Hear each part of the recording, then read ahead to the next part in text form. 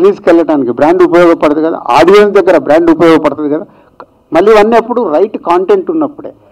Right content దగ్గర ముందు మనము రెడ్ మార్క్ పెట్టుకొని స్టార్ట్ అవుతున్నాం. ఇక్కడ నుంచే ముందు చూద్దామని. సార్ రాజు గారు, సార్ ఇది ఇండస్ట్రీలో ఇప్పుడు పెద్ద ప్రొడక్షన్ హౌస్లు అన్నీ అంటున్న ఒకే ఒక మాట ఏంటంటే, సినిమా అయితే ఇప్పుడు మీరు గేమ్ చేంజర్ చేస్తున్నట్టు అంత భారీ సినిమాలు తీయాలి, లేకపోతే 10 కోట్ల లోపు. ఇప్పుడు రీసెంట్గా వచ్చిన కమిటీ కుర్రాళ్ళు కానీ కానీ ఆ రేంజ్ సినిమాలు. కొంతమంది ఏమంటున్నారంటే ఆ 10 కోట్ల బిలో సెగ్మెంట్ని కూడా కొంచెం ఈ మధ్యన 2-3 సినిమాలు ఆడినాయి కాబట్టి ఓవర్గా ఎస్టిమేట్ చేస్తున్నాం, వాటిలో కూడా సక్సెస్ రేట్ తక్కువే. చాలామంది ఏంటంటే మీడియం సినిమాలు చేసే మూడ్లో అయితే చాలామంది లేరు.